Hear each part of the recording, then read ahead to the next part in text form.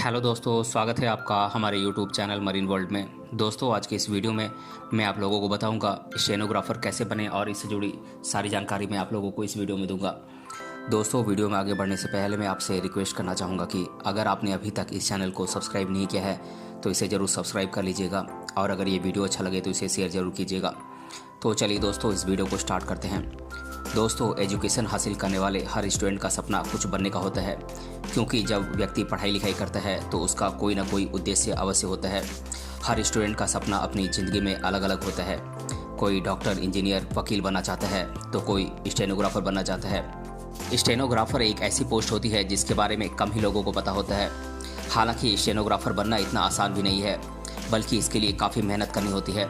आज के इस वीडियो में हम जानेंगे कि स्टेनोग्राफर कैसे बने, स्टेनोग्राफर बनने के लिए क्या करना होता है, स्टेनोग्राफर का मतलब क्या होता है, इत्यादि सारी बातों को मैं विस्तार पूर्वक इस वीडियो में बताऊंगा। इसलिए इस वीडियो को अंत तक जरूर देखिएगा। दोस्तों, ऐसे व्यक्ति को स्टेनोग्राफर कहा जाता है जो शॉर्ट हैंड की हेल्प से किसी भी दूसरे व्यक्ति के द्वारा दी जा रही स्पीच को काफ़ी कम टाइम में उसी प्रकार लिखने की एबिलिटी रखता है। स्टेनोग्राफर को न्यूज़पेपर, गवर्नमेंट इंस्टीट्यूट और अदालतों में बोले गए वर्ड को टाइपराइटर की हेल्प से काफ़ी फास्ट लिखना होता है। आपकी जानकारी के लिए बता दें कि स्टेनोग्राफर एक प्रकार की लैंग्वेज होती है और इसे शॉर्ट हैंड लैंग्वेज या फिर कोडिंग लैंग्वेज के तौर पर भी जाना जाता है। स्टेनोग्राफी में किसी स्पीच को छोटे शब्दों में लिखना सिखाया तथा बताया जाता है।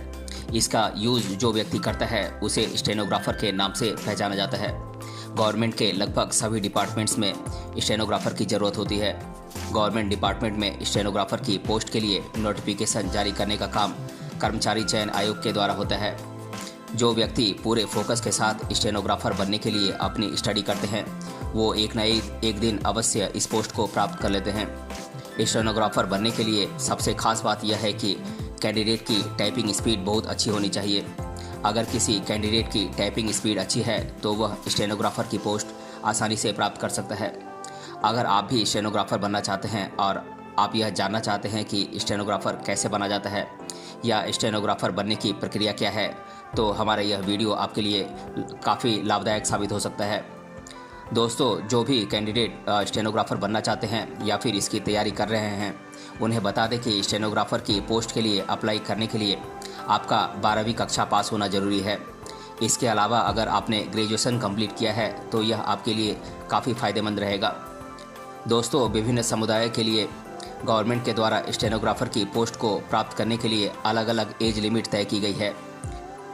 जनरल कैंडिडेट के लोग स्टेनोग्राफर बनने के लिए कम से कम 21 साल और अधिक से अधिक 30 साल तक कोशिश कर सकते हैं। ओबीसी समुदाय के लोग कम से कम 21 साल और अधिक से अधिक 33 साल तक स्टेनोग्राफर की पोस्ट के लिए अप्लाई कर सकते हैं। अनुसूचित जाति और अनुसूचित जनजाति के लोग की उम्र सीमा स्टेनोग्राफर बनने के लिए कम से कम 21 साल और अधिक से अधिक 35 साल है। दोस्तों, स्टेनोग्राफर की एग्ज़ाम में मुख्य तौर पर 4 सब्जेक्ट्स पूछे जाते हैं: जनरल इंटेलिजेंस, रीजनिंग और इंग्लिश लैंग्वेज एंड कॉम्प्रिहेंशन और जनरल अवेयरनेस। इसलिए आपको इन सब्जेक्ट्स का अच्छे तरीके से स्टडी करना चाहिए। साथ ही आपको लगातार रिवीजन करते रहना चाहिए ताकि आप स्टेनोग्राफर की एग्ज़ाम को क्लियर कर सकें। दोस्तों, जनरल स्टेनोग्राफर की एग्ज़ाम में जनरल इंटेलिजेंस और रीजनिंग से 50-50 क्वेश्चन पूछे जाते हैं। वहीं जनरल अवेयरनेस और इंग्लिश लैंग्वेज से भी 50-50 क्वेश्चन पूछे जाते हैं। इस प्रकार टोटल 200 क्वेश्चन के आंसर कैंडिडेट्स को देने पड़ते हैं। एसएससी यानी कि कर्मचारी चयन आयोग के द्वारा कैंडिडेट्स को स्टेनोग्राफर की परीक्षा को देने के लिए 2 घंटे का समय दिया जाता है। यह परीक्षा एमसीक्यू पर आधारित होती है, मतलब कि कैंडिडेट को एक क्वेश्चन के 4 ऑप्शन दिए जाते हैं और कैंडिडेट को उन 4 ऑप्शन में से एक सही ऑप्शन को टिक करना होता है। दोस्तों, अगर आप स्टेनोग्राफर बनना चाहते हैं तो आपको इस बात की जानकारी होनी चाहिए कि आखिर स्टेनोग्राफर बनने की प्रक्रिया क्या है। अब मैं आप लोगों को एक एक कर स्टेप बाय स्टेप स्टेनोग्राफर बनने की प्रोसीजर बता देता हूं। दोस्तों, स्टेनोग्राफर बनने के लिए सबसे पहले आपको 10वीं और 12वीं कक्षा को पास करना पड़ता है। आपको 10वीं और 12वीं कक्षा को अच्छे अंकों के साथ पास करने की कोशिश करनी चाहिए। आपकी जानकारी के लिए बता दें कि स्टेनोग्राफर बनने के लिए विषय की बाध्यता नहीं है, यानी कि आप किसी भी स्ट्रीम से आप स्टेनोग्राफर बन सकते हैं। इसीलिए आप 10वीं और 12वीं कक्षा में अपने मनपसंद सब्जेक्ट ले सकते हैं और इन कक्षाओं को पास कर सकते हैं। स्टेनोग्राफर बनने के लिए आपको 12वीं कक्षा को पास करने के बाद टाइपिंग सीखना होगा। आप चाहें तो टाइपिंग सीखने के लिए किसी ITI इंस्टीट्यूट में एडमिशन ले सकते हैं या फिर आप चाहें तो पॉलिटेक्निक में भी एडमिशन ले सकते हैं। इसके अलावा आप चाहें तो प्राइवेट इंस्टीट्यूट से भी टाइपिंग का कोर्स कर सकते हैं।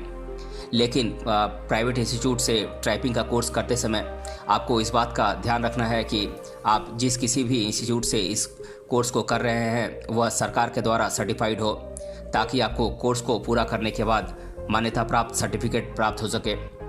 यह सर्टिफिकेट आपको स्टेनोग्राफर की पोस्ट में काफ़ी काम आएगा। दोस्तों, जब आप टाइपिंग सीख लें तब आपका अगला कदम होता है कि अपनी टाइपिंग स्पीड को फास्ट बनाएं। आपकी जानकारी के लिए बता दें कि स्टेनोग्राफर बनने के लिए हिंदी और इंग्लिश दोनों लैंग्वेज में आपकी टाइपिंग स्पीड 80 शब्द प्रति मिनट यानी कि 80 वर्ड्स पर मिनट की स्पीड होना जरूरी है। स्टेनोग्राफर के पोस्ट के लिए उन्हें ही ज़्यादा प्रायोरिटी दी जाती है जिनकी टाइपिंग स्पीड ज़्यादा होती है। इसलिए आपको अपनी टाइपिंग स्पीड को अधिक से अधिक फास्ट बनाने की कोशिश करनी चाहिए। दोस्तों, टाइपिंग सीखने के बाद और टाइपिंग स्पीड फास्ट बना लेने के बाद आपको कर्मचारी चयन आयोग यानी कि स्टाफ सिलेक्शन कमीशन के द्वारा स्टेनोग्राफर की पोस्ट के लिए नोटिफिकेशन जारी होने का इंतजार करना पड़ता है। जब कर्मचारी चयन आयोग के द्वारा इस पोस्ट के लिए नोटिफिकेशन जारी हो जाती है उसके बाद आपको अपना फॉर्म भरना होता है और एक निश्चित डेट पर परीक्षा में शामिल होकर आपको परीक्षा पास करना होता है। जब आप कर्मचारी चयन आयोग यानी कि SSC के द्वारा आयोजित स्टेनोग्राफर की पोस्ट की परीक्षा को पास कर लेते हैं तो उसके बाद एक निश्चित दिन आपको टाइपिंग टेस्ट के लिए बुलाया जाता है और अगर आप टाइपिंग टेस्ट में भी सफलतापूर्वक पास हो जाते हैं तो उसके बाद आपको ट्रेनिंग पर भेज दिया जाता है और ट्रेनिंग कंप्लीट होते ही आपको स्टेनोग्राफर की पोस्ट पर पोस्टिंग दे दी जाती है। इस प्रकार आप स्टेनोग्राफर बनने में कामयाब हो जाते हैं। दोस्तों, जैसा कि मैंने आप लोगों को पहले बताया कि स्टेनोग्राफर बनने के लिए टाइपिंग स्पीड का काफ़ी ज़्यादा महत्व होता है, इसलिए आपको लगातार अपनी टाइपिंग स्पीड तेज़ बनाने की कोशिश करते रहनी चाहिए। इसके लिए आपको रोज़ाना कीबोर्ड पर टाइपिंग करने की कोशिश करते रहनी चाहिए। स्टेनोग्राफर की परीक्षा में करंट अफेयर्स से संबंधित अधिकतर सवाल पूछे जाते हैं, इसलिए आपको रोज़ाना करंट अफेयर्स को पढ़ना चाहिए। स्टेनोग्राफर की एग्ज़ाम को पास करने के लिए आपको स्टेनोग्राफर की एग्ज़ाम के सिलेबस और परीक्षा पैटर्न को अच्छे से समझना चाहिए और उसी के अनुसार अपनी तैयारी करनी चाहिए।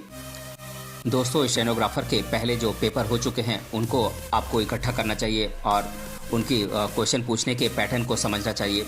साथ ही यह भी देखना चाहिए कि स्टेनोग्राफर की एग्ज़ाम में किस सब्जेक्ट से कितने सवाल पूछे जाते हैं और वह सवाल कौन कौन से हैं।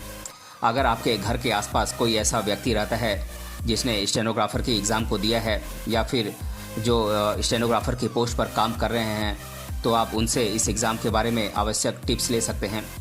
कई बार स्टेनोग्राफर की एग्ज़ाम में माइनस मार्किंग भी होती है। ऐसे में आपको ऐसे किसी भी क्वेश्चन का आंसर नहीं देना चाहिए जिसका जवाब आपको पता नहीं हो, वरना माइनस मार्किंग के कारण आपके नंबर कट सकते हैं।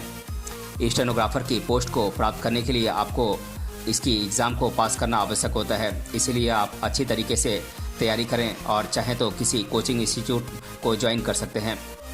दोस्तों, अगर चाहे तो स्टेनोग्राफर की एग्ज़ाम को पास करने के लिए YouTube पर आने वाले एजुकेशनल वीडियोस को भी सब्सक्राइब कर सकते हैं और उनके अनुसार अपनी तैयारी कर सकते हैं। दोस्तों, स्टेनोग्राफर की सैलरी की बात की जाए तो एक स्टेनोग्राफर को शुरुआत में महीने की लगभग 34,800 रुपये सैलरी मिलती है और काम करते करते जब इन्हें एक्सपीरियंस हो जाता है तो इनकी सैलरी में बढ़ोतरी होती है। गवर्नमेंट स्टेनोग्राफर की सैलरी प्राइवेट स्टेनोग्राफर की तुलना में ज़्यादा होती है। तो दोस्तों, मैं आशा करता हूं कि स्टेनोग्राफर कैसे बने ये जानकारी आपको पसंद आई होगी और आपको पूरी जानकारी मिल गई होगी। अगर अभी भी आपके मन में स्टेनोग्राफर कैसे बने इसको लेकर आपके मन में कोई सवाल है तो आप बेझिझक कमेंट सेक्शन में कमेंट करके पूछ सकते हैं। अगर आपको ये जानकारी अच्छी लगी है तो इसे शेयर ज़रूर करें ताकि स्टेनोग्राफर क्या होता है, स्टेनोग्राफर कैसे बने, इसके बारे में सभी लोगों को जानकारी मिल सके। मिलते हैं अगले वीडियो में किसी अन्य टॉपिक के साथ, तब तक के लिए धन्यवाद।